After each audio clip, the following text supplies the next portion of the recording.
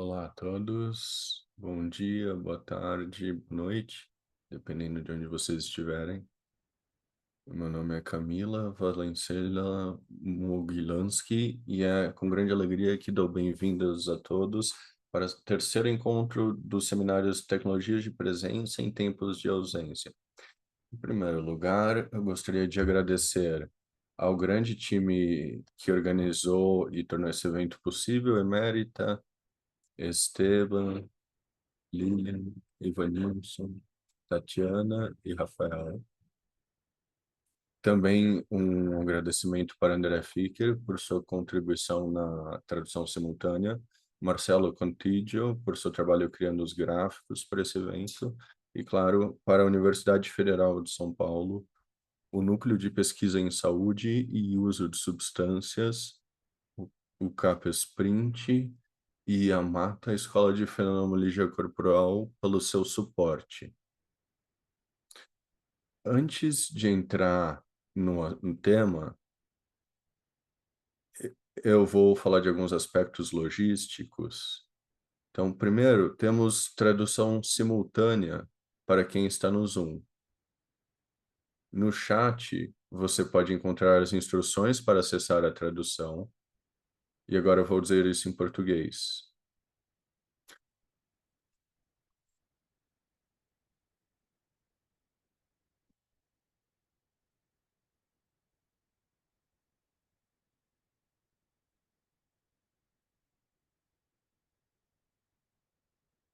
Em relação à dinâmica da discussão, temos duas opções. Após a apresentação, vamos abrir os microfones para vocês fazerem perguntas, mas se preferirem, também podem enviar suas perguntas usando um link que vamos postar no chat, ok? Para reunir todas as suas perguntas. Também, em algum momento, durante a apresentação da Cristina, ela vai possibilitar um momento para fazer perguntas, então também podem fazer nesse momento. E se tiverem qualquer pergunta em relação a isso ou outras questões logísticas, podem contatar nossa equipe identificada pelas palavras team, equipe, depois do nome. Então agora vamos voltar a atenção para o propósito dessa série de seminários. Em um tempo em que confrontamos diversos desafios globais, como problemas globáticos, climáticos sem precedentes, humanitários e problemas políticos e sociais, é imperativo refletir sobre o potencial de tecnologias de presença para lidar com esses desafios. O termo tecnologia costuma conjurar imagens de progressos computacionais e digitais, incluindo dispositivos digitais, espaços virtuais, inteligência artificial, que permearam diferentes domínios de nossas vidas. Embora sejam benéficos em muitos sentidos, esses avanços muitas vezes não dão conta de adereçar os assuntos urgentes que confrontamos. E muitas vezes eles pioram esses desafios, quando pioram as crises de clima, pioram a saúde mental e pioram a polarização política. Reconhecer que o potencial destrutivo ou construtivo de tais desenvolvimentos tecnológicos não depende da tecnologia em si, mas de como a usamos. Para isso, pretendemos enfatizar que certas práticas humanas nos possibilitam desenvolver uma compreensão profunda do nosso corpo e mente, e essas constituem tecnologias em seu próprio direito. Essas práticas remoldam o nosso relacionamento com o nosso ambiente, incluindo artefatos tecnológicos, assim como com outros e conosco. Com essa compreensão, definimos tecnologias de presença como o conjunto de práticas e conhecimentos que aprofundam nosso engajamento com nossa própria experiência.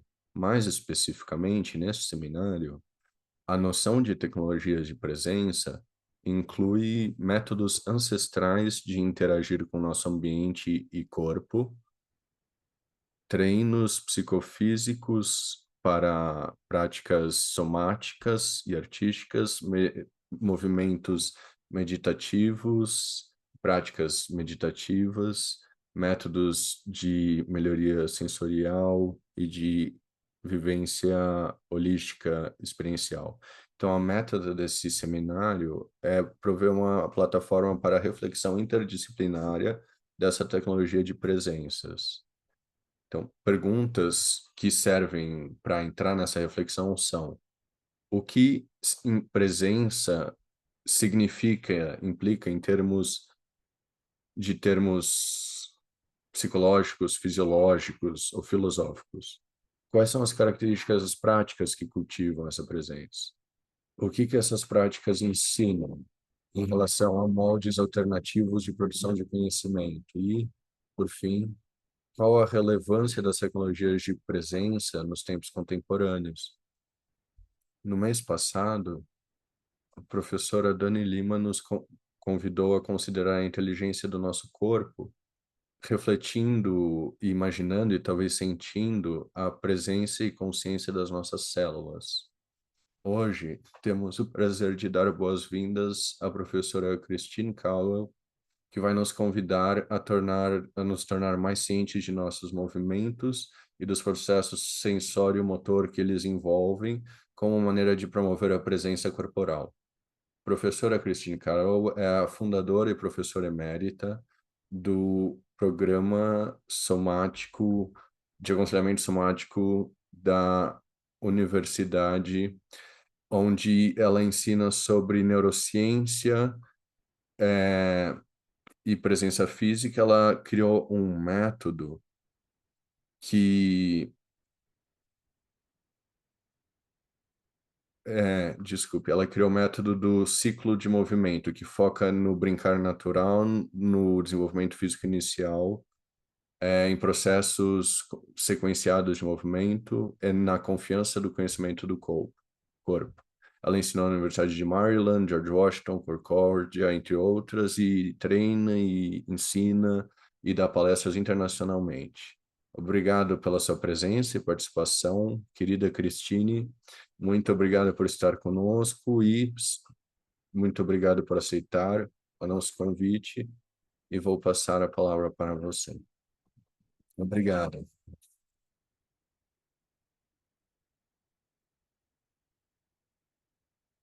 Então, vocês conseguem ver? Ok. Muito obrigado, Camila, pelas suas palavras gentis. Muito obrigada para você e seu time pelo convite para conversar hoje sobre movimento consciente. É um prazer e é uma honra trabalhar com vocês.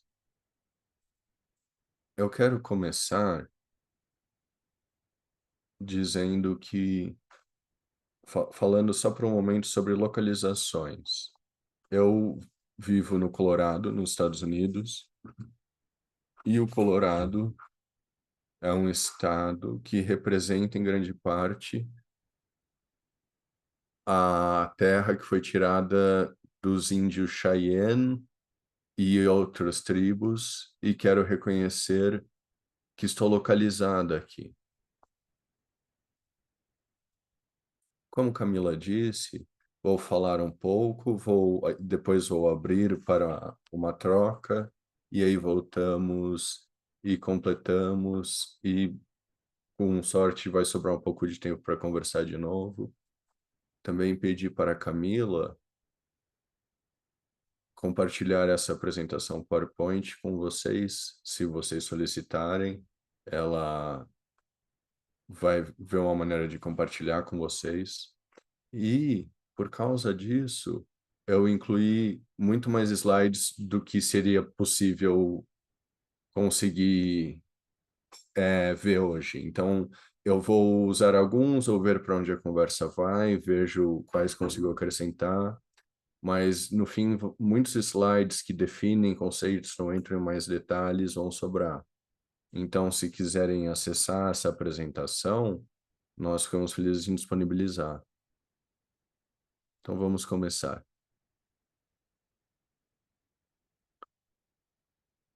Então, tudo se move. de partículas subatômicas a galáxias, vendo o movimento como um princípio unificador que junta lugares e pessoas e ações numa teia, podemos viver nossas vidas de forma mais engajada.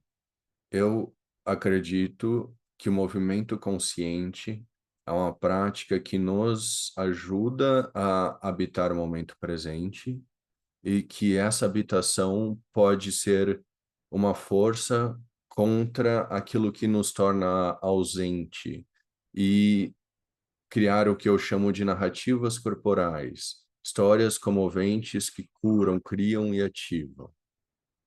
Por que queremos usar o termo movimento consciente? O movimento humano pode ser visto como ocorrendo ao longo de um contínuo, o espectro. Em um final do espectro, isso é algo que eu emprestei da biologia. Em um final do espectro, na esquerda, o movimento é automático, free de deliberação, vontade ou atenção consciente. Pense em reflexos, como piscar, ou reação patelar, ou sangue andando pelo corpo e as células se dividindo. A evolução produziu esses movimentos de forma automática, em grande parte além da nossa consciência, para garantir a nossa continuidade e bem-estar, pois se tivéssemos que conscientemente depender da vontade para todos esses movimentos, isso não seria possível. Um pouco mais para a direita do contínuo do movimento humano está o que a biologia chama de planos motores, movimentos baseados em contrações musculares, muitas vezes de muitos grupos musculares ao mesmo tempo, como quando empurramos, alcançamos por algo, agarramos, caminhamos. Podemos pensar em um plano motor como um instinto, e esses hábitos instintivos são cruciais para o nosso bem-estar. Como qualquer hábito, eles podem ser eficientes ou não, e podem ser difíceis de mudar. Conforme vamos mais adiante ao longo do contínuo, do espectro, as nossas ações se tornam mais conscientes e deliberadas, e prestamos atenção no momento de iniciá-las, mantê-las e encerrar. Nós dançamos, brincamos, cantamos, temos conversas, fazemos sexo e, em geral, ocupamos o momento presente, prestando atenção no que estamos fazendo e adaptando aquilo de acordo com o momento. Essa espontaneidade é tão crítica para o nosso bem-estar quanto os comportamentos menos espontâneos. Cada vez mais esses movimentos conscientes têm sido correlacionados com o envelhecer saudável e a prevenção de doenças e felicidade. Na porção inferior do slide, vemos aplicações desse contínuo de movimento. A pesquisa mostrou que em situações de estresse e trauma, tendemos a recuar para movimentos mais automáticos, simples e reconfortantes, chamados de dissoluções. Isso é chamado de dissolução em uma tentativa de buscar segurança e sobrevivência. Apesar de ser uma estratégia adequada no curto prazo, recuar para tipos mais habituados, estereotipados de atravessar o mundo tendem a nos tornar mais deprimidos, menos saudáveis e mais predispostos para processos de vício. Movimento consciente é o lugar de onde a mudança parte. O movimento consciente pode se tornar nosso método natural de desfazer, de abrir mão do que não funciona e de encontrar novas opções, novas formas de estar mais presente. E o movimento consciente também celebra o movimento que temos preservado ao longo de décadas e de gerações. Existem muitos métodos existentes de movimento consciente que podem ser meio que mapeados e transpostos para esse espectro. No ponto esquerdo do espectro estão práticas que tendem a ser altamente ensinadas e passadas ao longo do tempo. Práticas onde você deve se mover conscientemente de uma maneira muito específica e nas quais acertar o movimento exatamente é parte da prática. Pense em aprender a tocar um tom específico no piano, em uma swing de tênis específico, ou em qualquer tipo de disciplinas de movimento contemplativo. Essas práticas têm uma sabedoria acumulada ao longo do anos acerca de certos movimentos específicos que servem para curar, aprender, performance e contemplação. Então, mais para o meio do contínuo estão disciplinas que pedem para que você observe e esteja junto com um plano motor específico, como uma forma não só de estudá-lo, mas potencialmente de mudar como você faz aquele movimento. Pense em várias disciplinas de consciência de movimento e educação de movimento, tais como o método Feldenkrais, a técnica Alexandre, consciência sensorial e alguns tipos de terapia física e de yoga. Por exemplo, pode ser que você tenha que mover a sua cabeça lentamente para a direita, reparando nos pequenos detalhes dessa moção, para que ganhe mais controle da tensão no seu pescoço. Existe menos ênfase em fazer um movimento de determinada forma e mais ênfase em brincar cuidadosamente com a maneira pela qual o movimento é feito. No ponto direito, no extremo direito do espectro de práticas de movimento, encontramos disciplinas que encorajam movimento espontâneo, que tem o menor nível possível de controle cognitivo possível. Nas artes performáticas, a improvisação, o denominador comum é uma atenção de alta qualidade para o movimento atual, seja ele mais exato ou mais espontâneo. Acrescentar a atenção não julgadora e focada é um fio constante nessas práticas e é a razão pela qual usamos a palavra consciente quando falamos de movimento. Conforme a filósofa Elizabeth Bank disse, habitamos nosso movimento a partir de dentro, por meio da nossa atenção aberta e sustentada sobre o movimento. Essa apresentação vê o movimento como um princípio unificador. Qualquer empreitada humana pode se beneficiar de atenção consciente. Eu argumento que o movimento subjaz todas essas empreitadas. Então, o movimento consciente pode ser visto de 6 perspectivas acerca do que o movimento é e de como ele opera. Compreendendo esses 6 princípios, podemos criar práticas que talvez pareçam uma sessão de terapia ou um projeto de aula, uma marcha de protesto, ou uma tarde com umas latas de tinta e um muro de concreto. Tudo bem? Ok. Então, princípio 1. O movimento oscila e tem ciclos e espirais. Examinando o interior dos nossos corpos, vez e vez de novo vemos movimentos que vão da frente para trás. O termo que uso para isso é oscilação, definida como movimento para frente e para trás a uma velocidade recorrente, como o bater do coração, a inalação e exalação, a contração e soltura de fibras musculares, a alternação rápida entre estimulação química e elétrica no neurônio, e a tensão e o soltar do abdômen na peristalse. Embora essas oscilações não sejam tão travadas como o passar dos ponteiros de um relógio, elas ocorrem em todo o corpo e apoiam movimentos mais passivos, como a circulação de fluidos corporais. Nosso corpo vive numa sinfonia constante de movimentos oscilatórios, com partes diferentes indo de frente para trás em diferentes velocidades, e essas velocidades mudam em circunstâncias diferentes. Um ciclo pode ser definido como uma série de eventos que se repetem regularmente na mesma ordem. Ciclos emergem como oscilações complexas que envolvem movimentos coordenados de diferentes partes do corpo. Pense em ciclos menstruais ou nosso ciclo de sono. Esses processos complexos envolvem uma coordenação de diferentes áreas corporais, produção de hormônio, secreção glandular, músculos, que é distribuída ao longo do corpo. Por causa disso, nosso movimento se torna mais complexo e pode responder a desafios mais sofisticados. Quando abrimos um ciclo de maneira tridimensional, temos uma espiral. Uma espiral se curva ao redor de si mesma, mas conforme ela se curva, ela forma um arco um pouco acima ou abaixo do seu ponto inicial, criando uma terceira dimensão. Terminamos em um lugar ligeiramente diferente na próxima vez que circulamos.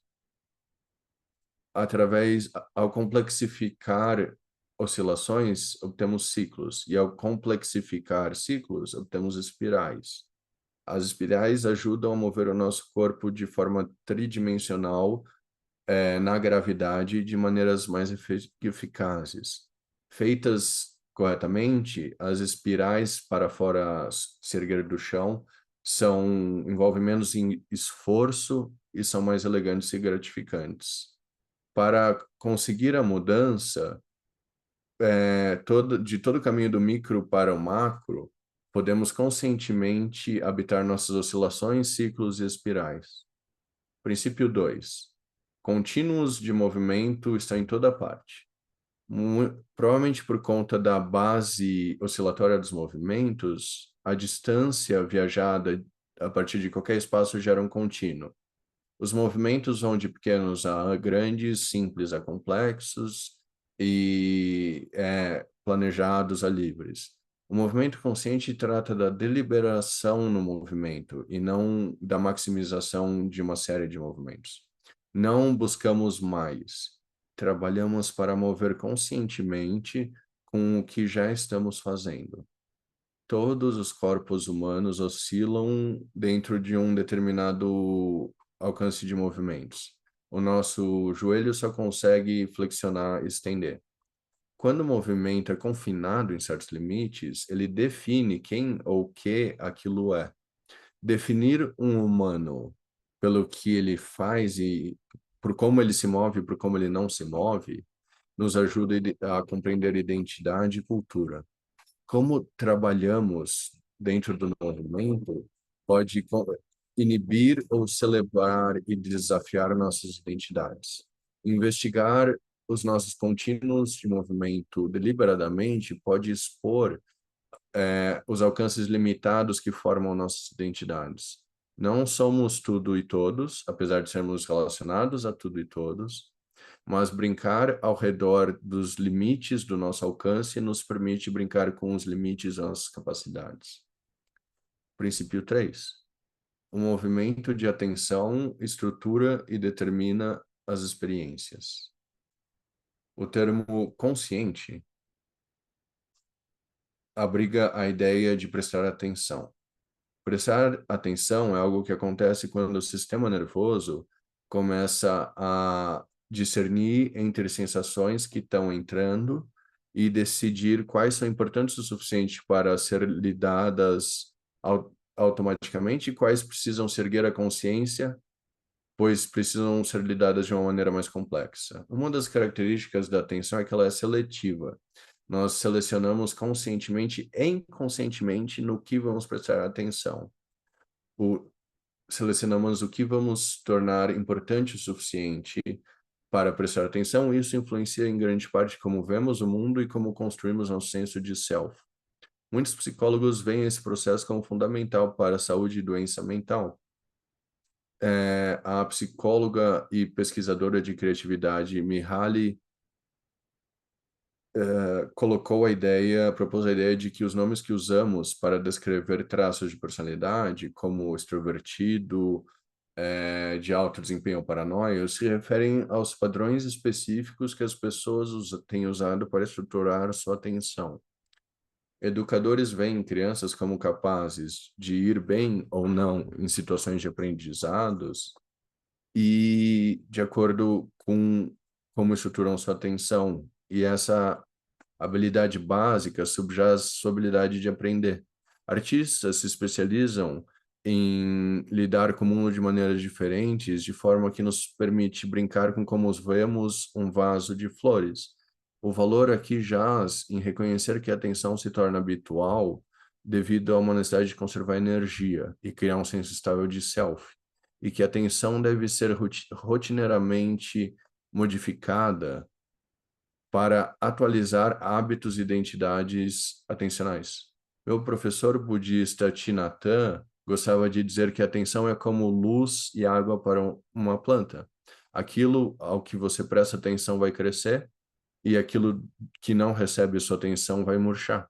Boas práticas atencionais geram mais awareness e mais consciência e mais habilidade de estar desperto com consistência.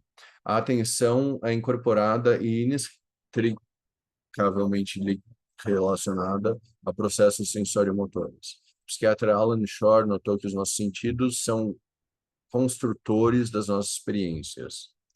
O psicólogo Alan Fogel fala do termo autoconsciência corporificada, que ele define como a nossa capacidade de prestar atenção a nós mesmos, de sentir as texturas e profundidades das nossas sensações, de explorar as nuances e a profundidade das nossas emoções, e perceber nossos movimentos em relação aos outros e ao ambiente no momento presente, sem julgamento.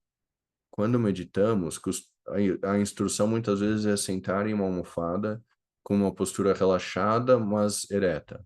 Essa postura relaxa os nossos músculos grandes de movimento, mas engaja os nossos músculos pequenos, posturais, o que, por sua vez, cria circunstâncias otimizadas para a nossa habilidade de prestar atenção. Uma vez que a atenção é um processo de se voltar para algo e, portanto, é, com, é, se voltar para outro lado, se para um lado em vez do outro, esse ato ele demanda um corpo engajado. Podemos treinar a atenção diretamente através do corpo e chamamos isso de associação livre física. O movimento consciente serve para iluminar os nossos padrões atencionais ao longo de muitas práticas de movimento e para produzir mudança onde ela é necessária. Princípio 4, movimento é fenomenológico. O nexo de aprendizado, cura e criatividade jaz na vivência do nosso corpo. Isso significa que, embora seja interessante e útil pensar sobre experiências, vivê-las no presente momento nos coloca no território de onde há recursos criativos, educacionais e curativos. Como Elizabeth Bank disse, quando habitamos uma experiência de dentro, sem torná-la certa ou errada, algo acerca dessa qualidade de habitação atencional torna possíveis coisas que não são possíveis quando saímos dessa vivência. De dentro de uma experiência, podemos mover com ela, mover através dela e mover a partir dela. O movimento consciente ocorre dentro de experimentos conscientes que usam interpretação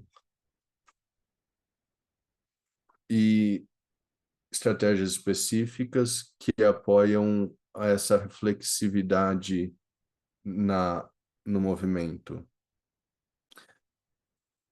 E esses movimentos são adaptados para o uso na vida diária. Essas são as fases do movimento consciente. O movimento consciente emprega algumas estratégias específicas para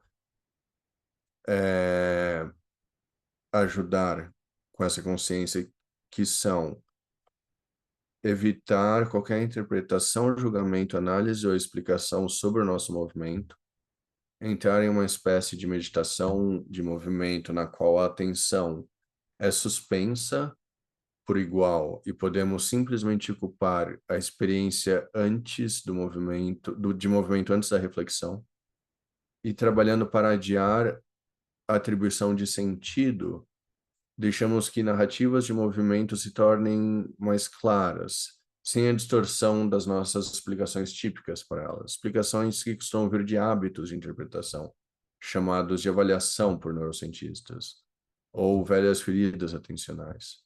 Quando conseguimos tolerar e até nos imergir nesses processos fenomenológicos, o que surge são associações. Quando paramos de interpretar, explicar e tentar consertar, as forças naturais e criativas das associações começam a entrar, a jorrar para a consciência. Freud buscou associações através da fala. O movimento consciente busca associações através do movimento. Podemos assistir esse processo quando estamos devaneando, quando nossos pensamentos partem dos campos verdes ao nosso redor para a carteira verde que tivemos quando éramos jovens, para a falta de dinheiro em nossa bolsa agora. Outras pessoas veriam o mesmo campo verde e formariam associações muito diversas. Esse processo foi alavancado pelo bem da arte, quando Virginia Woolf e outros criaram o processo de escrita de fluxo de consciência.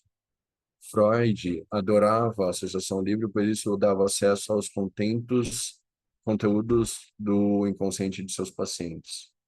Associações são convidadas por meio de autação de alta qualidade à nossa experiência no momento presente. Em vez de serem interpretadas, elas são simplesmente costuradas às nossas experiências atuais. Essa costura de associações sensoriais tendem a ativar respostas motoras, no que chamamos de impulsos motores. A nossa atenção e as nossas associações querem nos mover, muitas vezes de maneiras diferentes, inesperadas, pois não estamos controlando elas. Princípio 5. A sensação é um tipo de movimento. A sensação ocupa todas as formas de vida de alguma forma, e a sensação pode ser vista como um tipo especializado de movimento que a vida usa.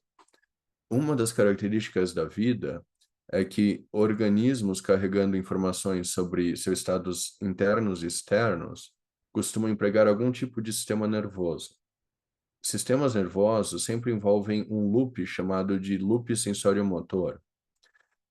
Estímulos excitam neurônios sensórios e esses neurônios sempre se ligam direto ou indiretamente a neurônios motores.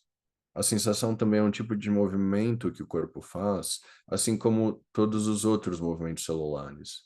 O loop sensório-motor portanto, é um loop de movimento que conecta a experiência com a ação. Princípio 6. Movimento produz autoridade corporal. Nosso sexto princípio, nele, temos curiosidade sobre movimentos que já fazemos, em vez de tentar modificá-los ou compreendê-los. E os ocupamos deliberadamente. Por exemplo, ao prestar atenção aberta, eu me torno consciente de um micromovimento em minha boca, um pequeno tensão nos lábios. Eu levo minha atenção para esse movimento e percebo pequenos detalhes. Talvez o movimento, a tensão muscular seja mais forte do lado esquerdo, ou pareça que está relacionada a uma certa tensão no queixo. Ao investigar, eu faço a mesma coisa deliberadamente que estava fazendo automaticamente. Isso retomou uma associação, uma memória da minha mãe, que fazia o mesmo micromovimento. Eu costuro essa imagem da minha mãe com minha experiência vivenciada da boca conforme ela tensiona. Isso faz com que a minha boca comece a se mover por si mesma e comece a formar o que eu chamo de uma narrativa corporal. É uma história que a minha mente precisa contar para o meu self-consciente e que o self-consciente não estava interessado antes. Neste último princípio, brincamos com a ideia de deliberação.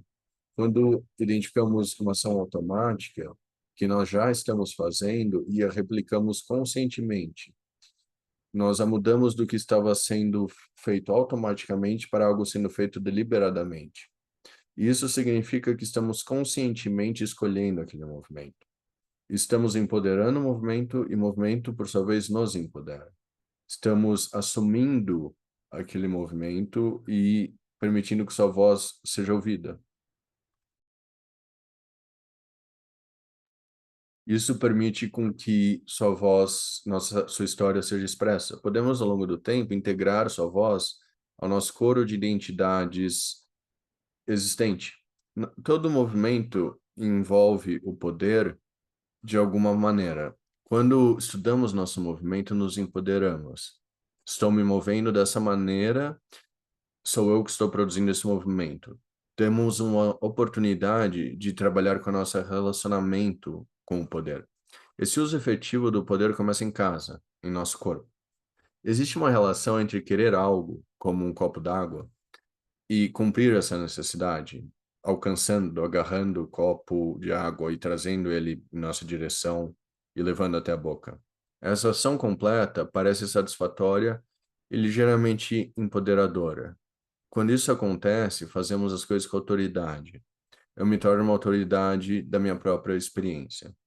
A antropóloga Brigitte Jordan chamou isso do conhecimento autoritativo do corpo, no qual vivenciamos diretamente um senso de autoridade relacionado ao que sentimos e ao que é melhor para nós. Podemos consultar profissionais que são autoritativos sobre corpos em geral, como médicos ou treinadores, mas somos uma autoridade em nossos próprios corpos e na maneira particular que os nossos próprios corpos operam. Esse conhecimento autoritativo dos nossos corpos pode nos proteger contra pessoas ou sistemas que abusam do poder. Aqui jaz a fundação para o ativismo social, começando com a nossa autonomia corporal e levando para as nossas contribuições no mundo. Agora vou pausar por um instante para ver se vocês têm perguntas ou comentários, só por alguns momentos. E depois vamos continuar e vou apresentar um pouco mais a teoria e também trazer um pouco de prática antes de encerrarmos. Então, algo que vocês queiram dizer, algum que vocês queiram perguntar no chat ou pelo microfone?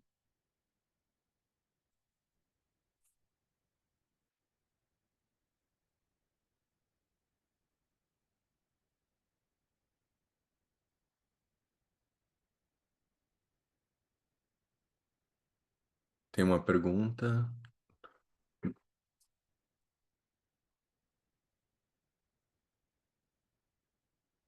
Boa noite. Obrigado, Cristina. Você fez referência a três autores que escrevem sobre atenção, e se não me engano, ambos se chamam Aaron alguma coisa. Posso pedir para você escrever a referência dos nomes? Alan Fogel, Fogel, e Alan Shore, Schore. E no final do PowerPoint tem uma seção de referências que contém todas as referências que eu vou usar na nossa conversa. Então você pode ver a referência exata no final do PowerPoint.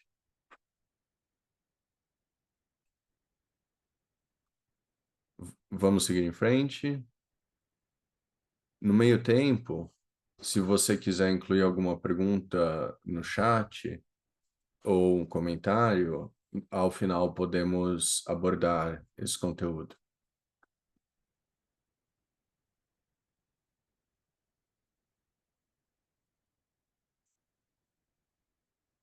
Então, mais um breve vídeo. Eu quero que a gente pense em movimentos que não são apenas individuais, mas também coletivos. E vamos falar sobre isso conforme progredimos.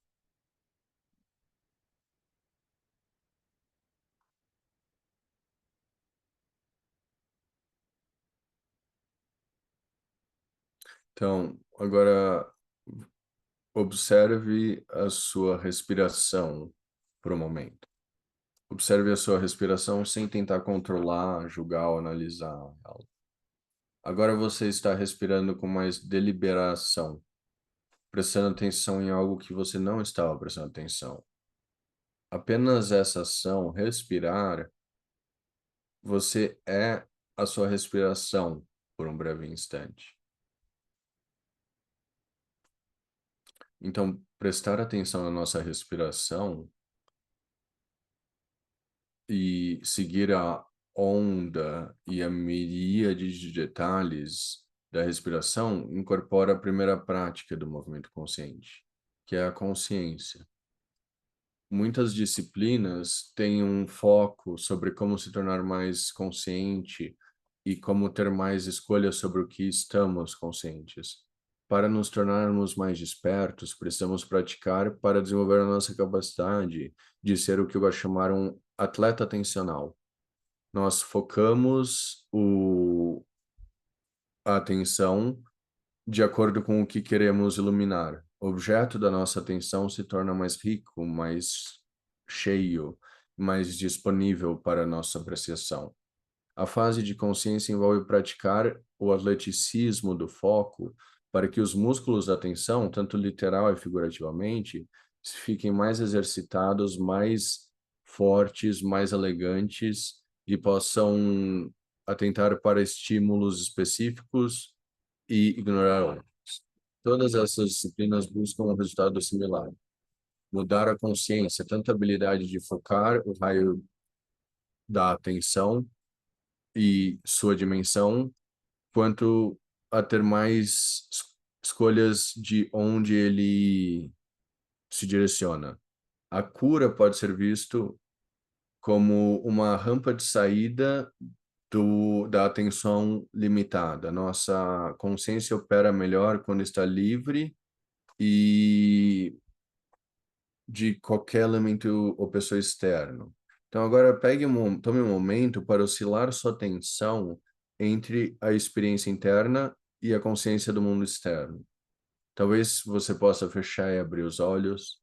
Seja deliberado sobre onde sua atenção vai e simplesmente seja a atenção.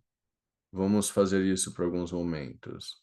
Apenas abrir e fechar os olhos e ser muito deliberado sobre aonde a sua atenção chega e no que você está prestando atenção, sem pensar nisso, melhor, o máximo possível.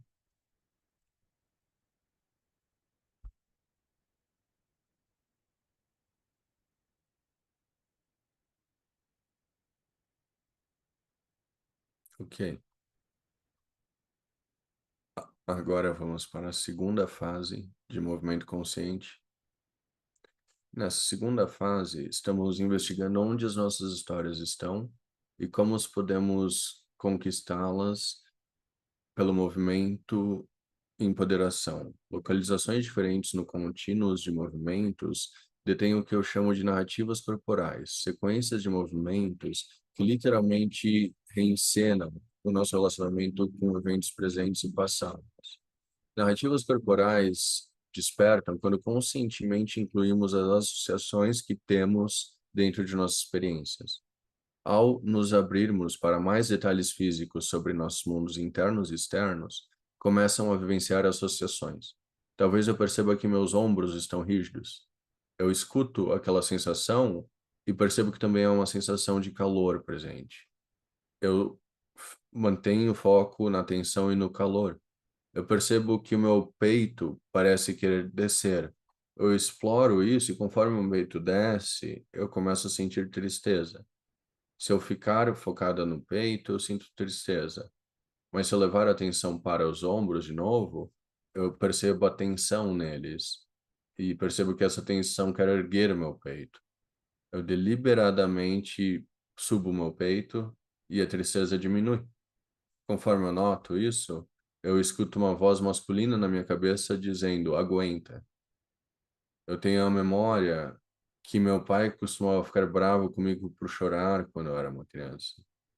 Eu mantenho o foco nessa memória e começo a alternar entre erguer o meu peito e deixar ele cair, entre sentir e eliminar a tristeza. Agora o meu peito começa a arquear para trás. Eu inspiro nesse ponto, sem tentar controlar nem explicar o movimento, eu arqueio para trás deliberadamente e aí minha mão vai para o meu peito conforme eu rotaciono para o lado e volto com o meu peito caindo para frente. Eu paro um pouco nessa posição e aí a sequência recomeça. ombros tensionando, costas arqueando, respiração, rotação do torso conforme a mão vai para o peito e eu volto para o centro. Uma forma de compreender esse evento é que, incentivando pequenos impulsos ao movimento consciente, eu posso acessar estados que estão fora daquele padrão antigo de tensão e tristeza. Eu fui capaz de trabalhar com esse padrão e atravessar esse padrão, sem ser puxado, né, para ele, no que Freud chamava de uma repetição compulsiva. Eu comecei com consciência e atenção, essa resposta estimulada, esses movimentos, esses impulsos e associações, e eu confiei nesses impulsos e associações e conscientemente os habitei, ajudando sua transição de um hábito, um padrão gasto antigo, a uma sequência completa de movimentos espontâneos que incorporaram e foram além da memória corporal, tornando-se uma narrativa corporal que foi representada, encenada no momento presente, com recurso do momento presente.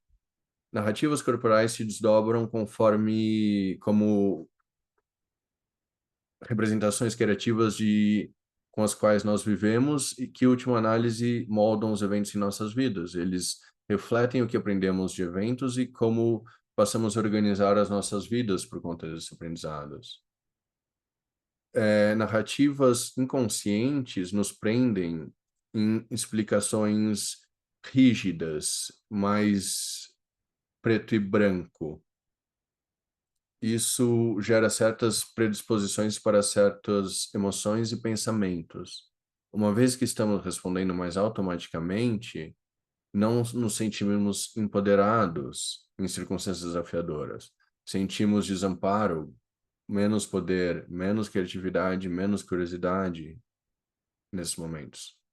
A resposta para um hábito muito forte de atravessar o mundo de tal maneira não é tentar parar esse hábito ou fazer o oposto.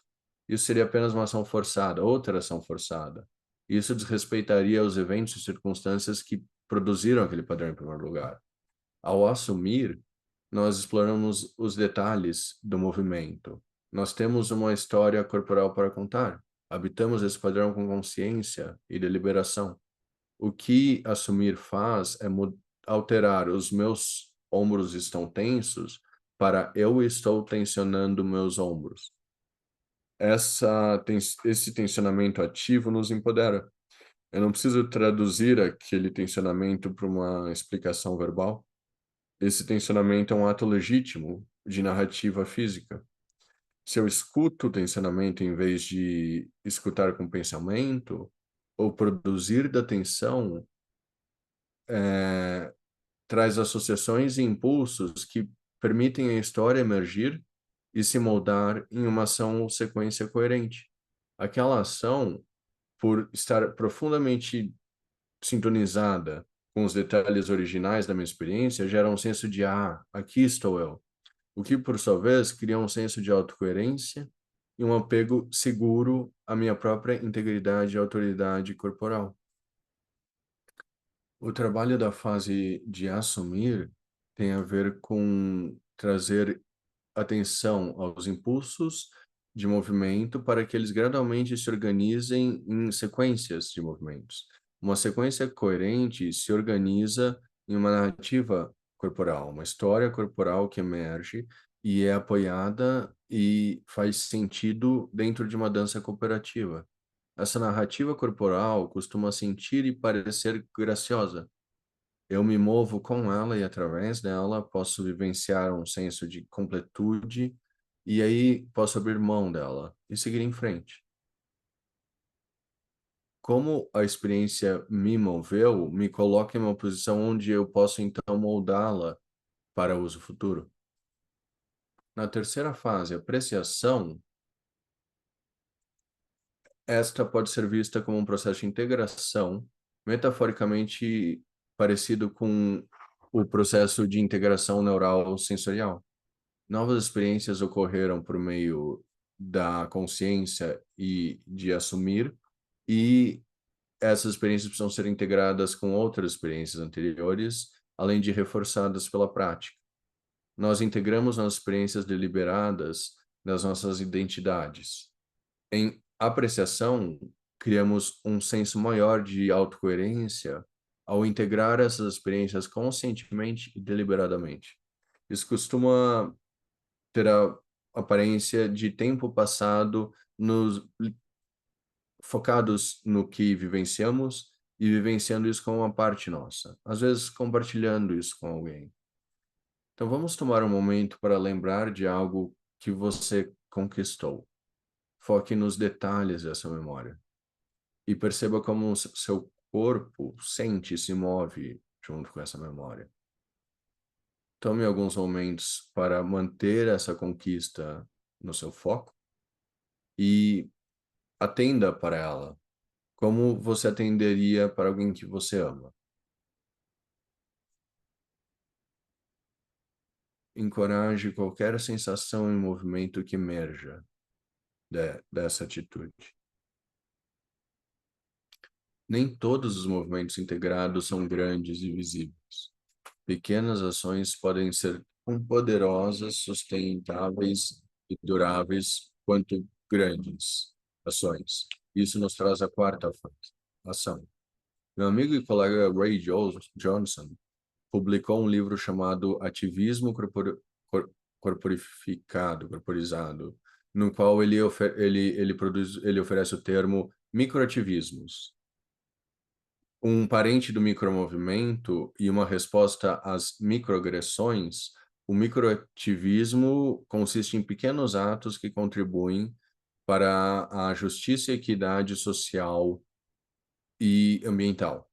Pode consistir em pegar o ônibus um dia, em vez de dirigir seu carro, ou de falar algo quando alguém ao seu redor foi desrespeitado. Pode ser a menor coisa, mas isso importa, pois isso fortalece o seu corpo para tomar ações no mundo. Isso mantém você contribuindo dentro dos sistemas em que vivemos.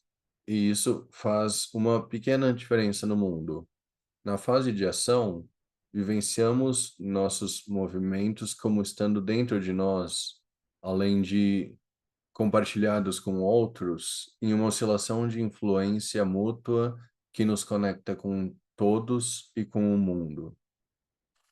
Todo movimento jaz num contínuo no espectro do pessoal ao político, do individual ao sistêmico. Existem momentos quando nos movemos apenas para nós mesmos, momentos em que nos movemos para e com outros. Ambos esses tipos de movimento influenciam um ao outro. Às vezes, nos movimentamos e levamos nossa atenção e ações para dentro, para que o nosso movimento possa reverberar e ajudar numa experiência de coerência interna, que nos empodera e ajuda aqui e agora. Existem formas quando as nossas reverberações internas formam a infraestrutura de movimentos mais externos, públicos e sociais. Movimentos que, por sua visibilidade, também podem afetar o mundo. Os nossos corpos são nossos, mas eles também pertencem a e estão na e moldam a esfera pública, onde a presença pessoal de outro ser, muitas vezes no nível de micromovimentos, chama para os nossos corpos em uma reciprocidade contínua, na que altera as nossas identidades e altera as nossas ações e ativismos. É por isso que trabalhar no nível de microativismos e micromovimentos pode ser uma maneira tão poderosa de agir no mundo. A ação depende de uma fundação de autoridade corporal. Sistemas sociais repressivos querem nos manter fisicamente dóceis para que trabalhemos onde e quando eles querem, para que compremos o que eles querem, para que nós chegamos a questionar a nossa própria experiência em deferência à estrutura de poder autoritária e deixamos de questionar abuso de poder. Trabalhar com os nossos sinais e ações físicas, confiando nelas para serem uma parte importante de como tomamos decisões, podemos rebater a insegurança física que pode ser inserida em nós pela cultura de consumo, por sistemas sociais repressivos e por regimes autoritários. A fase de ação detém a função dupla de nos ajudar a aplicar o nosso aprendizado e cura em nossas próprias vidas e a nos ajudar a fornecer as nossas próprias contemplações e criatividades para localizações mais sociais. Ações e ativismo podem emerger dos mesmos movimentos, impulsos e sequências de movimentos. Conforme moldamos sequências de movimentos e narrativas corporais, elas tendem a se especializar como contribuições em uma direção ou na outra, embora a ação em qualquer direção influencie todas as outras direções. Então, tome um momento para lembrar de algo que foi perturbador para você. Pode ser algo pessoal, pode ser político. Ao lembrar, encontre algum tipo de gesto que expresse como você se sente acerca dessa perturbação. Repita esse gesto algumas vezes e imagine esse gesto como um comentário que outros podem ler e responder aí. Como isso faz você sentir?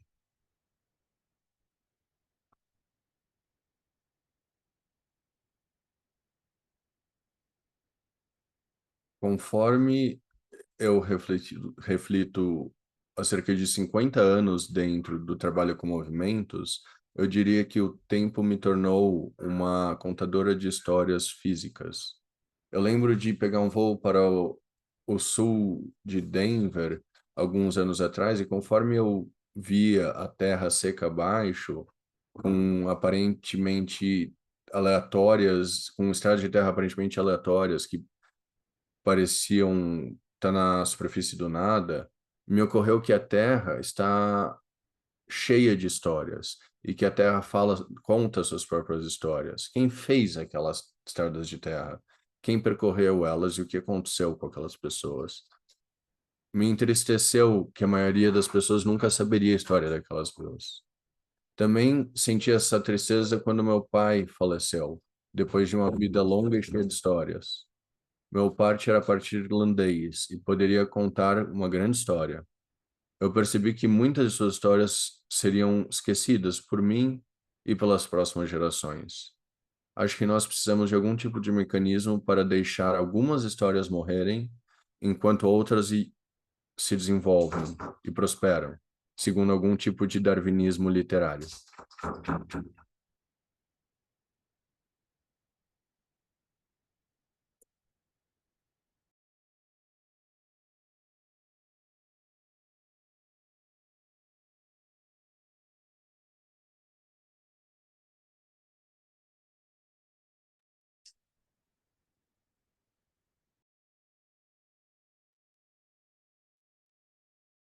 Eu imagino que nós precisamos de um mecanismo para deixar algumas histórias morrerem, enquanto outras prosperam, seguindo algum tipo de darwinismo literário.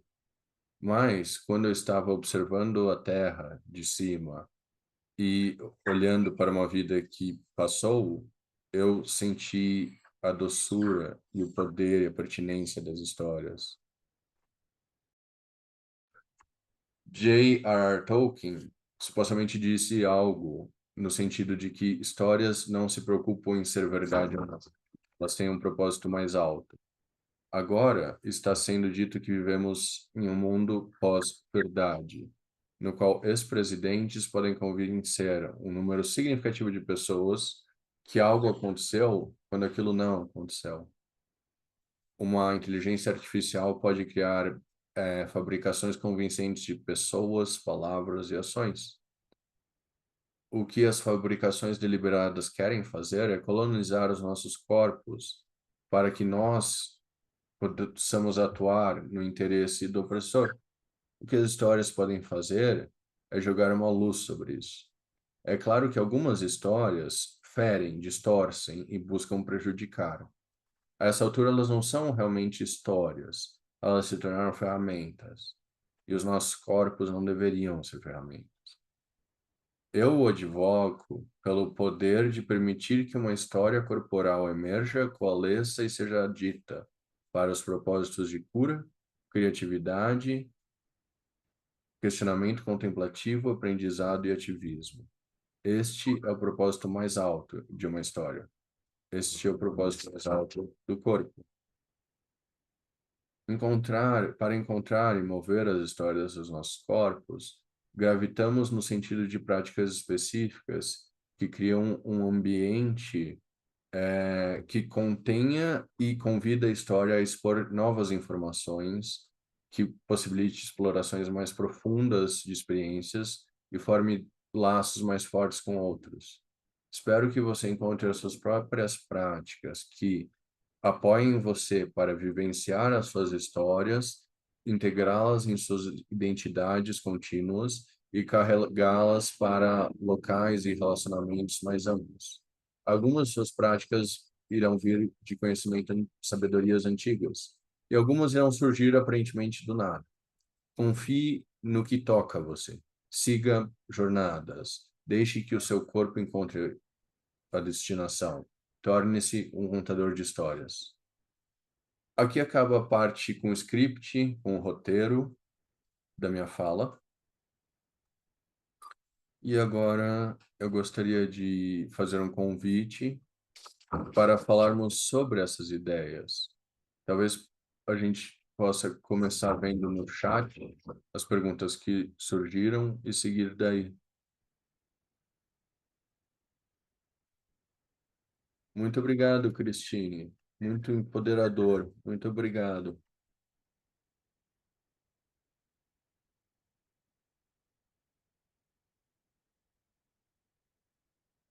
Temos uma pergunta que eu vou ler, da Nicole.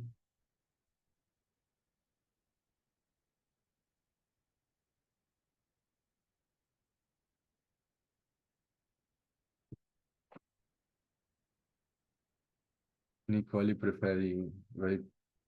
conhece a Cristine, vai pedir para a pergunta dela ser lida.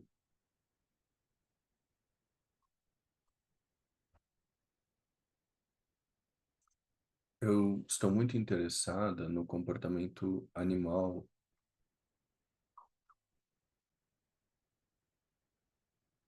Eu assisti os vídeos desse comportamento e fica claro que esse movimento serve como um tipo de mecanismo de sobrevivência para o grupo. E pensando em comportamento humano,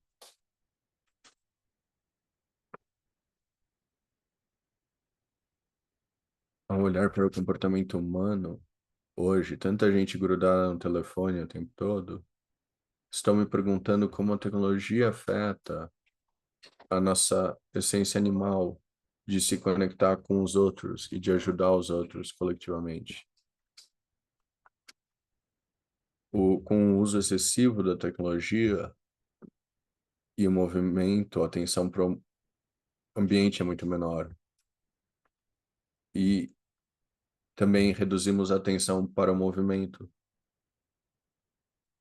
Então, queria saber o que você acha disso e como podemos consertar ou mudar esse comportamento.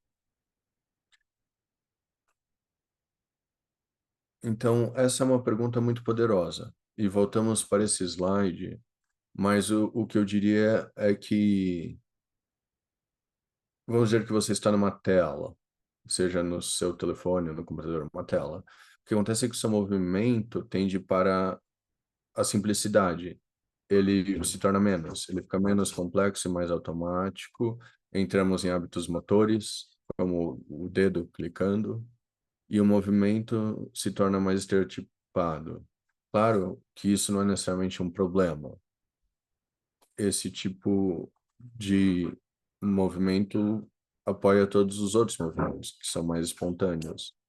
Mas quando nos permitimos, não é só eu passo 8 horas por dia na tela, mas o meu corpo passa 8 horas por dia se movendo de uma maneira estereotipada, que é automática, e a minha consciência, o meu self-consciente, não está participando disso. Esse é um grande problema. Eu acho que esse é um grande problema para a saúde física, emocional e social. porque eu acho que nos tornamos menos engajados socialmente e menos inteligentes socialmente. Então, deixa eu ver se consigo fazer isso.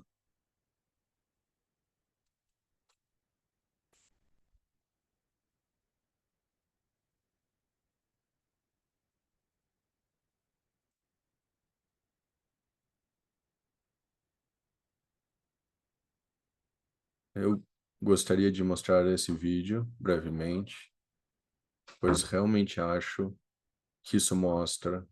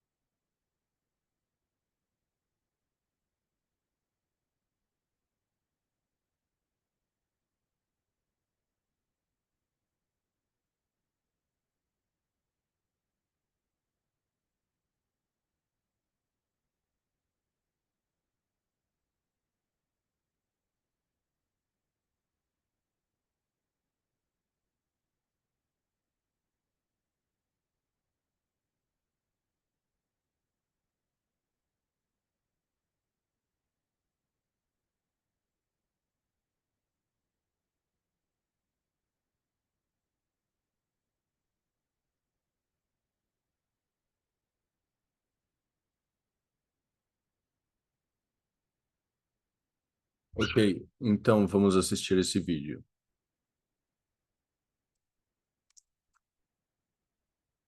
Esse é um dançarino, uma empresa profissional de dança que está no ramo da criatividade. Percebam que eles estão fazendo gestos de um nível muito alto, que eles praticaram tanto que estão fazendo a mesma coisa. Então, eles estão realmente trabalhando com planos motores e gestos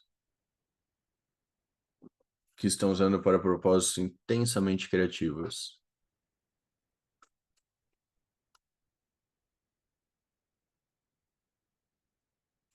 E o que eu quero sugerir é que o que podemos fazer com a nossa própria experiência, com os nossos próprios corpos, é isso. E eles praticaram isso juntos, se movendo juntos, conscientes uns dos outros, ao mesmo tempo conscientes de seu mundo interno.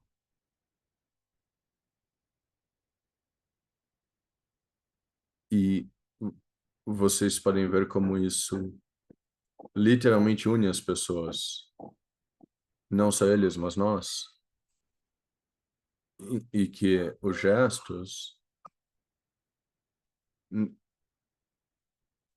não necessariamente seguem nenhum tipo de sentido intrínseco, mas podemos vê-los como sendo muito cheios de sentido.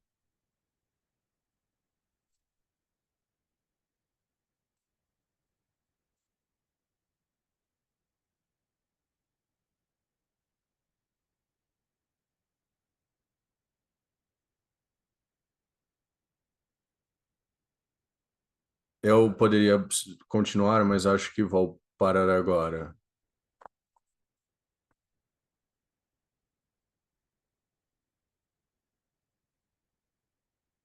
Para mim, isso realmente ilustra alguns princípios muito importantes sobre o que eu estava falando. Então, vocês conseguem me ver?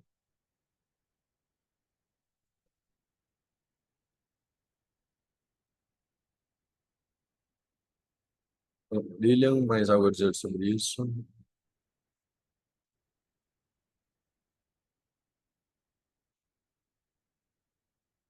Vamos para o próximo.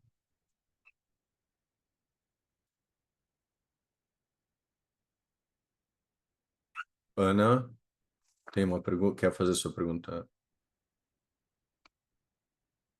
Cristina, obrigado por abrir o caminho de narrativas corporais, isso é novo para mim. E eu senti que quero incorporar isso para mim. Eu estava me perguntando, a segunda fase, as práticas que tratam de assumir, trata de juntar a associação com impulsos emergentes. E eu estava me perguntando como você literalmente administra isso. Tem uma pessoa na sua frente, está passando 10 horas por dia sentada, com o corpo tenso, todo tipo de trauma no corpo, ou não vivendo esses traumas desde a infância. E eu estava me perguntando o que acontece. Você convida essa pessoa para uma memória, e aí novas coisas emergem. Minha pergunta como pesquisadora, você criou um método, você emprestou um método de outra prática, literalmente como você lida com o ser humano na sua frente, cujo corpo está presente. Sim, eu criei uma prática e por muitos e muitos anos eu chamei de ciclo de movimento e tinha uma orientação específica para psicoterapia centrada no corpo e especificamente para ajudar pessoas a fazer essa transição entre falar sobre uma experiência para vivenciar uma experiência. Isso pode ser uma transição muito difícil, como você mesmo disse, apenas do hábito de não estar em suas experiências e de haver muitas horas no seu dia preso no lado esquerdo do contínuo de espectro de mobilidade. Ou isso pode vir do trauma, e você é alguém que desenvolveu diversas estratégias que ajudam a lidar com ambas essas condições, e parte disso é que as interações corporais ocorrendo entre mim e outra pessoa, hum, parte disso são essas interações. Então, se eu realmente me comprometo a estar no momento presente, e estar em algum tipo de processo sensório-motor comigo mesmo, isso influencia o outro corpo que está presente. Então, esse é um tipo de influência silenciosa. Mas eu também tento educar as pessoas em relação a que nós queremos aprender a habilidade de entrar em uma experiência e detê-la e mesmo tolerá-la por cada vez mais tempo gradualmente, para eventualmente se acostumar com ela e praticar aquilo. Antes, fazemos isso antes de entrar muito longe nas explorações abertas do que emerge. É uma coisa muito difícil. E, falando para reforçar, eu tenho exercícios especializados para trabalhar com trauma, por exemplo. E eu uso esse triângulo. Eu falei muito sobre associações. Eu falo muito sobre associações que surgem e na terapia do trauma se fala muito de dissociação do seu corpo, do momento presente. Quando você dissocia um desses três ângulos, respiração, movimento ou sensação, some. Então, esse é a incorporação de uma resposta de trauma. Você para de se mover normalmente, de respirar normalmente ou de sentir normalmente. E esta é a localização física do trauma. Então, se estou trabalhando com alguém, eu ajudo ela a se manter nesse triângulo por períodos cada vez mais longos. Essa é uma estratégia. A outra é entrar e aliviar. Você entra na experiência e você se afasta. Você entra e você se afasta. E gradualmente você aprende a confiar em sua própria sobrevivência, capacidade de sobrevivência, de estar em experiências de maneira incorporada. Então, obrigada. Só para ver se eu entendi direito. Você basicamente trabalha para sustentar a presença, e isso é tudo que o corpo precisa para contar sua própria história. O corpo não precisa pescar a história do fundo, só estando presente, o próprio corpo. Sim, isso mesmo, o próprio corpo faz isso. Eu acho que algumas pessoas na área tiveram a ideia que você literalmente tem que puxar as coisas, mas eu sou muito mais, eu promovo muito mais uma atmosfera para que algo ocorra e de demonstrar isso com o seu próprio corpo e de convidar isso por meio de tipos diferentes de experiências. E outra parte muito importante do que você falou é que não estou tentando retirar experiências específicas. O que estou tentando fazer é tornar mais permeável a fronteira entre o processamento consciente e o processamento inconsciente, para que o material, o conteúdo possa ser trocado entre os dois. Então, você não se importa com o que surge, você se importa com o que quer que surja, porque essa sabedoria inconsciente é muito mais criativa e inteligente do que a nossa mente consciente. Então é importante para mim, como a testemunha ou a pessoa em movimento, é importante literalmente se abrir para o que quer que emerja. Obrigado, isso foi divertido.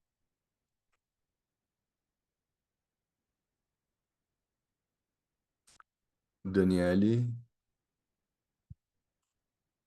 você escreveu um comentário, quer que eu diga em inglês? If you can translate to Christine, I thank you. Se você puder traduzir para a Cristine, My English is not so good. meu inglês não é muito bom.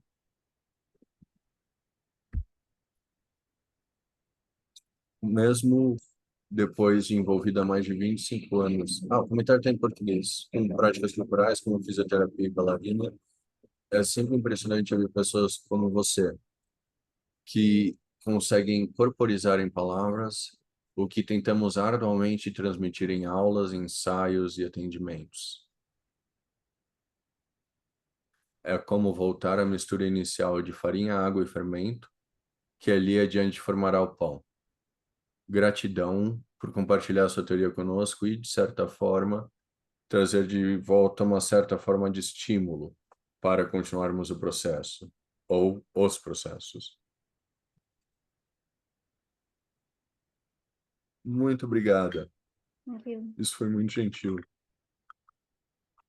Especially today, because I discovered Especialmente hoje, a new injury pois in my descobri um novo ferimento. lumbar. So I will have to Então, reformulate my narrative, vou my ter que personal reformular minha narrative. narrativa pessoal.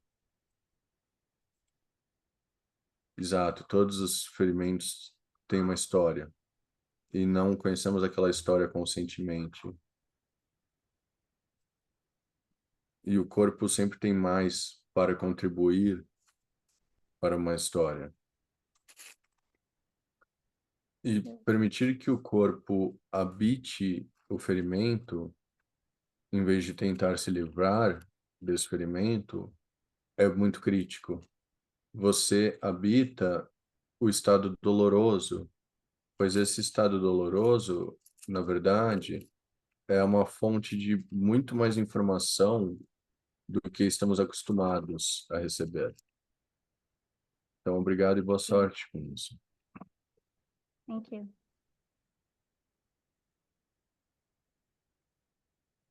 Valéria, gostaria de fazer uma pergunta.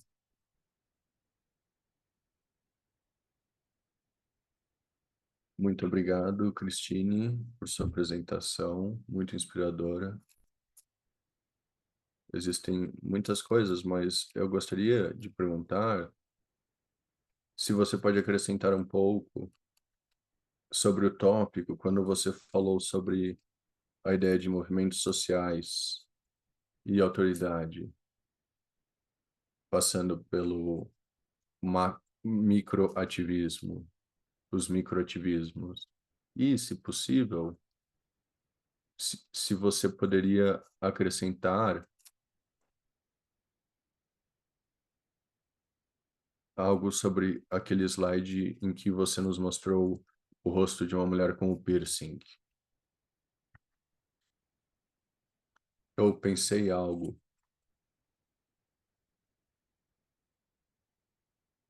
mas foi um gatilho para mim, porque você incluiu esse slide. Então, se tem algum comentário, eu vou responder a segunda comentário primeiro. Esse é o flyer de uma performance de dança que foi feita em Hamburgo, na Alemanha, alguns anos atrás. E o nome da performance era Mais, Mais e Mais. E era uma performance de dança sobre o nosso vício ao consumo e consumerismo, e como isso torna o corpo um captivo, um refém da cultura de consumo. Então foi aí que eu encontrei essa foto. E acho que, como você disse, ela é um gatilho muito forte. Ela remete a como podemos falar sobre o corpo ocupado, o corpo colonizado. Então isso para mim é muito lindamente mostrado por essa dançarina que estava naquela produção. Então, seu segundo pensamento foi sobre os microativismos. Para isso, eu realmente recomendo que você veja o trabalho de Ray Johnson. Ah, eu esqueci de colocar o ativismo corporizado de Ray Johnson. Essa obra inclui muitos detalhes, muito melhor do que eu poderia fazer. Então, mas o que eu diria é que o corpo tem uma tendência. Eu sempre me interessei muito acerca de como a biologia suporta a psicologia e o comportamento social. Então, o corpo começa a se mover antes por meio de reflexos e movimentos mais contidos. E os nossos movimentos mais deliberados e espontâneos dependem do apoio desses movimentos automáticos. Então, o que eu penso que a ideia de microativismo trata é que você está treinando o corpo para, de uma maneira pequena, quase reflexiva, agir para o bem social. Então, você está treinando para, caso você escute algo que é agressivo, o seu corpo pode se organizar no sentido de uma ação eficaz. E isso pode apoiar uma resposta empoderada, mas não violenta. Então, esse é um jeito mais técnico de olhar para o que eu estava falando naquele momento, uma maneira mais biológica de ver, que é a minha maneira favorita.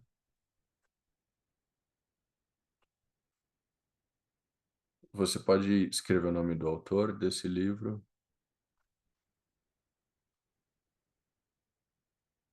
Já está no chat.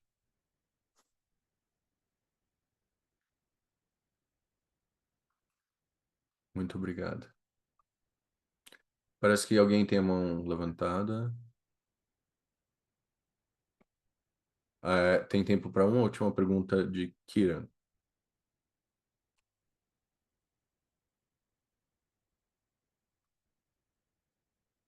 Kiran, pode fazer sua pergunta. Desculpe, eu tive que descer. para receber um pacote. Eu estou fazendo pesquisa sobre improviso, dança, improviso na dança, e um dos autores que estou estudando muito, Virginia Kastrup, ela é do programa de pós-graduação da Faculdade do Rio de Janeiro, e ela está estudando atenção há mais de 50 anos. Ela desenvolveu algumas ideias que estou usando em minha pesquisa sobre gestos atencionais, como rastrear, tocar, com atenção, reconhecimento atencional, redirecionamento, gestos atencionais diversos. Se a atenção modula a cognição, modula a maneira pela qual nos conhecemos e nos relacionamos com o mundo, então esses gestos, estou pensando, ajudariam improvisadores a lidar com o que eles precisam aprender para improvisar. E eu estou lidando com improvisação como uma ferramenta para coreografia, mas também como uma linguagem em si mesma. Então, performance na improvisação. Então, eu gostaria de ouvir se você tem algum pensamento ou o que você acha dessa ideia. Eu não sei. Eu gostaria de trocar e de escutar com você se você tiver alguma ideia sobre isso. Eu realmente adoraria ouvir mais sobre o que você está falando. Claro, nós estamos no último minuto deste encontro, então talvez possamos ver se são possíveis futuras conversas, mas nestes últimos anos eu tenho trabalhado com um coreógrafo para investigar como eu estudar a própria experiência corporal como um método para criar danças. Então, olhar para esse tipo de movimento aberto que estou sugerindo como uma estrutura que informa a coreografia.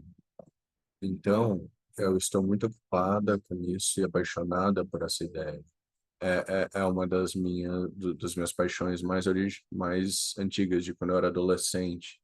Então, eu ficaria muito feliz de trabalhar hoje com empresas de dança, companhias de dança, para brincar com essa ideia. Especialmente, penso que é importante para nós, como dançarinos, olhar para todo o gradiente de mobilidade. Em outras palavras, existem movimentos que são como um tremor e que podem ser usados como gestos coreográficos, mas também existem movimentos como observar a minha mão subir e ver onde ela quer ir e não prever ou controlar o que ela quer fazer, e ela começa a... Então, todo ao longo desse contínuo, eu penso que estão os materiais para processos criativos, nesse caso em termos de dança, mas de todos os processos criativos, eu penso. Então,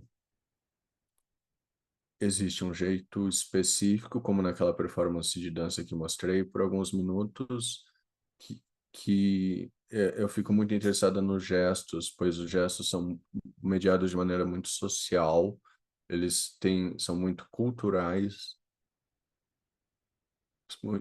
eles são muito culturalmente mapeáveis. Então, o uso de gestos naquela performance, eles estavam usando gestos muito poderosos, mas o significado era aberto. E eu acho que isso é muito poderoso para os nossos processos sensorio-motores. engajar nisso é muito poderoso e é isso que torna aquela dança tão linda para mim. Então, eu não quero devagar, mas eu realmente aprecio o que você está fazendo. Só para esclarecer, eu não estou preocupado com o gesto, mas com que fazemos com o corpo, mas com os gestos que fazemos com a atenção. Então, nossa atenção pode. Então, você deu esse exemplo, movendo a mão, você estava tentando ver o que estava acontecendo com a mão.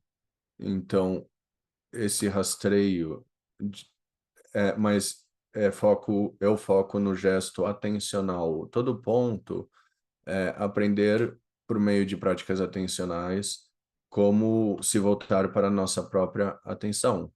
Pois se você aprende um processo externo, os passos, a forma correta de fazer, você tem uma perspectiva de terceira pessoa, mas quando você quer aprender como improvisar, você só tem as suas metodologias de primeira pessoa, sua perspectiva de primeira pessoa. Então, como você pode aprender a pular e a cair, a fazer todas essas coisas que o corpo precisa fazer quando está dançando? Você precisa usar um tipo especial de atenção e de processos para que possa aprender com sua própria experiência. E é isso que eu estou focando agora neste doutorado. E, por exemplo, esses gestos de aterrissagem, vamos dizer que se você estivesse fazendo algumas práticas somáticas e você deixa a sua atenção aterrissar, repousar sobre algo que está ocorrendo dentro ou fora de você, ou neste relacionamento entre o dentro e o fora, e você deixa a relação ficar lá suavemente, ou se você redirecionar a outro gesto, você está fazendo uma aula e o único movimento que você precisa fazer é se afastar da cadeira, é se levantar e você se levanta usando os joelhos, a pelvis, cada vez você muda e você precisa mudar sua atenção. Então, estou muito interessado em como usamos esses gestos atencionais para melhorar o processo de aprendizado. Muito obrigado. Eu acho que a minha resposta rápida é a oscilação da atenção, mas acho que já estamos passando do tempo e quero respeitar os nossos limites. Muito obrigado. Muito obrigado, Cristine. Como eu disse, foi, ao menos para mim, uma fala muito empoderadora, muito inspiradora, que fortalece a motivação para seguir em nossos caminhos, que às vezes são difíceis, mas é motivador e fez muito sentido. Tenho certeza que para muitos de nós aqui, então, muito obrigado. Só um pequeno anúncio, infelizmente, o palestrante convidado queria se apresentar em agosto, teve que cancelar. Então, vamos fazer um intervalo em agosto. Não teremos um seminário em agosto. E iremos estar de volta em setembro com os nossos seminários. Então, colocaremos no chat o formulário de registro para quem já queira se registrar. Será no dia 3 de setembro. O professor Bacilelli estará conosco, uma fala muito interessante, vocês podem verificar no nosso website e se quiserem se registrar, colocaremos o link no chat e muito obrigado por estarem aqui conosco, por sua presença e atenção. Um grande abraço para Christine. Muito obrigado. Tchau.